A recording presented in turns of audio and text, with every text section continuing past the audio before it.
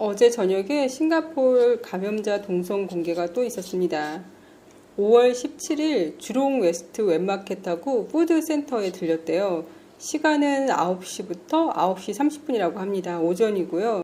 5월 25일 11시부터 12시까지 같은 장소에 또 방문했다고 합니다. 5월 24일 12시 30분부터 오후 1시까지 힐리언몰에 있는 페어프라이스에 들렸고요. 5월 24일 12시부터 12시 30분까지 부키판장 플라자의 페어프라이스 파이니스트를 들렸다고 합니다. 지금까지 동선 공개를 모두 옆에 걸어 놓을 테니까 이 비슷한 시기에 같은 장소에 들리신 분들은 건강 상태를 잘 체크해서 이상이 발견되면 의사의 상담을 받으라고 합니다. 일본도 무관중으로 야구 경기를 이제 개막을 한다고 합니다. 우리나라 같은 경우에는 야구 경기 개막하기 전에 선수들하고 관계자들하고 테스트를 몇 번을 했다고 들었거든요. 일본은 테스트를 하고 경기를 시작하는 건지 모르겠어요. 일본은 디즈니랜드도 개장하는데요. 단 주의점이 있는데 놀이기구를 탈 때 소리를 지르면 안 된다고 합니다. 혹시 소리 질러서 비말이 튈까봐 그러나 봐요. 근데 마스크는 무조건 착용해야 된다고 했거든요. 마스크 착용하고도 소리 지르지 말고 놀이기구를 타라고 합니다. 며칠 전에는 제가 블룸버그 통신이 일본의 상황에 대해서 기사를 쓴 걸 전달해 드렸잖아요. 오늘은 로이터 통신이 일본을 어떻게 보고 있는지 한번 알아보겠습니다. 기사를 그대로 읽어드릴게요. 4월 초 쇼부시라고 알려진 일본의 젊은 스모 선수가 열이 났다. 그의 코치들은 바이러스 검사를 받기 위해 지역 보건소에 전화를 걸었지만 모두 통화 중이었다. 나흘 동안 그는 바이러스 사건이 급증하는 동안 압도당한 도쿄의 병원들에 의해 외면당했다. 그는 4월 8일 피를 토하기 시작하면서 마침내 병원에 입원했으나 5월 13일 이 병으로 죽었다고 일본 스모협회가 밝혔다. 쇼부시의 죽음은 대부분의 전문가들이 광범위한 바이러스 검사가 대유행을 억제하는 데 필수적이라고 말하고 있는 상황에서 일본의 테스트 제한과 지나친 공공보건소 의존에 대한 국민들의 격렬한 항의를 야기시켰다. 일본이 이번 주에 비상사태를 해제하고 경제를 재개하면서 일본의 대유행 대응은 예상 밖의 성공으로 환영받고 있다. 국민들이 환영을 한다는 건지 모르겠어요. 불안해해야 될 것 같은데 환영을 하고 있나 봐요. 전 세계 사망자 수가 30만 명이 넘는 가운데 일본은 약 800명의 사망자와 1만 6천여 명의 감염자에 그쳤다. 그러나 동시에 일본은 OECD 국가들 중에서 두 번째로 낮은 테스트 순위를 차지하고 있다. 옥스퍼드대 자료에 따르면 5월 20일 일본은 인구 1000명당 3.4명의 테스트를 실시했는데 이는 미국이나 이탈리아가 52.5명과 39명의 테스트를 한 것에 훨씬 못 미치는 수치이다. 한국은 1000명당 15명을 대상으로 테스트를 실시했다. 로이터 통신과의 10여 차례 인터뷰에서 보건당국 관계자, 의사 및 전문가들은 일본의 느린 테스트 확대가 감염 규모를 가리고 향후 재발생에 취약할 수 있다고 말했다. 비판론자들은 일본 보건부 내부의 기득권과 관료주의가 공중보건소의 병목 형상을 야기시켰고 관리들은 사설연구소의 검사를 허용하는데 너무 시간이 오래 걸린다고 말한다. 감염과 사망에 대한 발표된 수치가 낮다는 것은 사실이지만 이 수치는 억제된 테스트에 근거한 것입니다. 라고 오키나와 교육병원 센터장인 도쿠다 야스하루가 말했다. 그 틈새로 떨어진 것들 꽤 많은 것이 분명하다라고 말했대요. 그러니까 테스트를 너무 안 했기 때문에 감염자와 사망자 숫자가 낮다라고 오키나와 교육병원 센터장은 말하고 있습니다. 오미 시게루 정부 수석 보좌관조차 의회에서 실제 코로나 바이러스 감염 건수가 보고된 것보다 10배, 12배, 20배가 될 수 있을지 아무도 모른다라고 말했다. 전문가 패널은 정부가 가벼운 증상을 보이는 사람들을 포함한 테스트를 서둘러 줄 것을 요청했다. 보건부는 보건소의 업무량을 줄이기 위해 개인 연구소의 사용을 늘리고 있다고 말했다.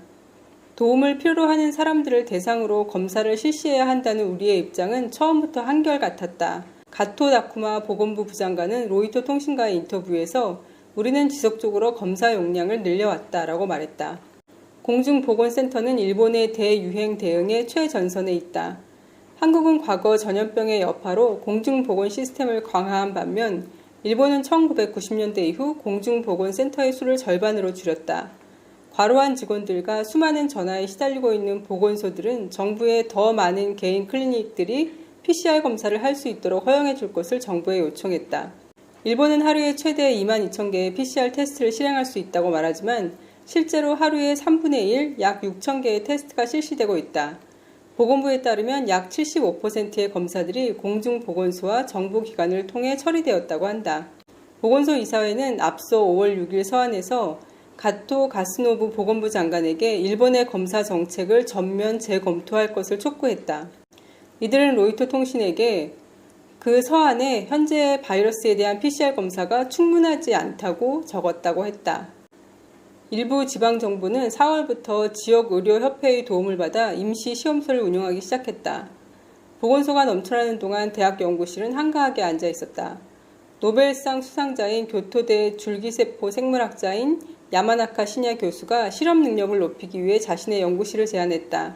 야마나카 교수는 아베 신조 총리와의 인터넷 TV 토론에서 대학 연구소와 같은 곳에서 자원을 잘 활용할 수 있다면 PCR 테스트는 하루에 10만 건을 훨씬 넘어설 수 있다고 말했다. 보건부는 그의 제안을 환영하면서도 추가적인 고려가 필요하다고 말했다.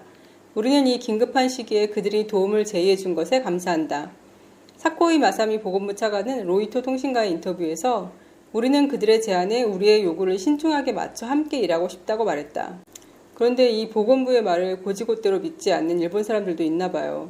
비판론자들은 부분적으로 민간 기관과 협력하기보다는 정보를 철저히 장악하고 싶어하는 보건부 기술 관료들에 의해 테스트가 제한이 되었다고 말한대요.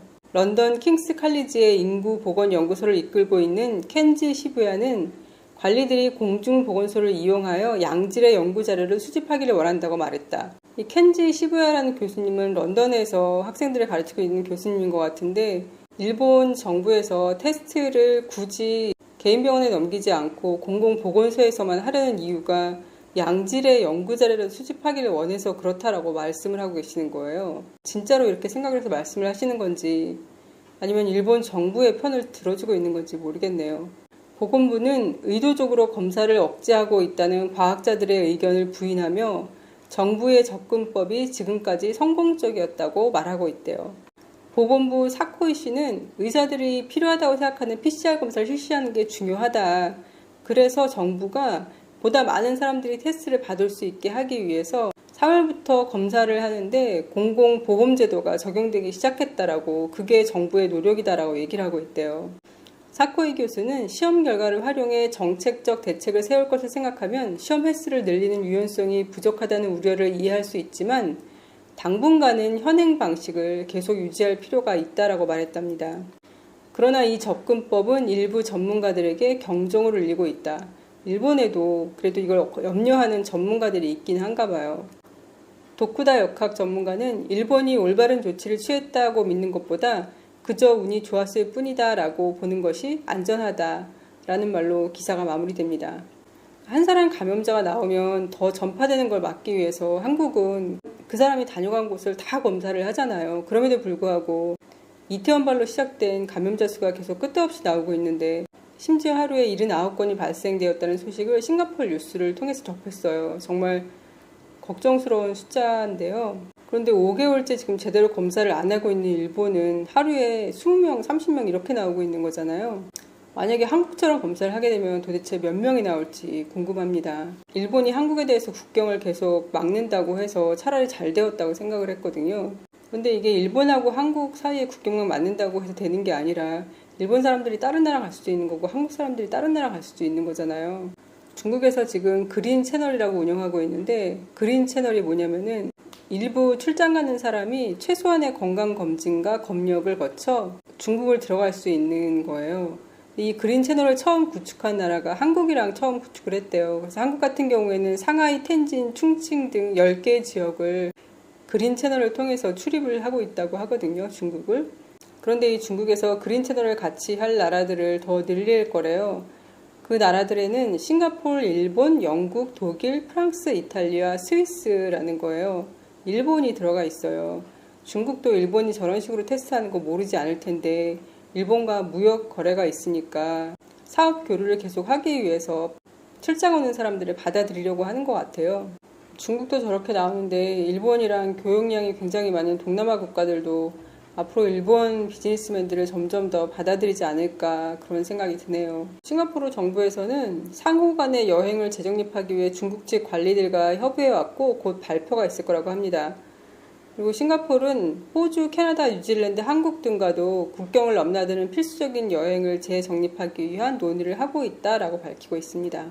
오늘은 여기까지 전해드리고 내일 또 뵙겠습니다. 오늘도 건강하세요.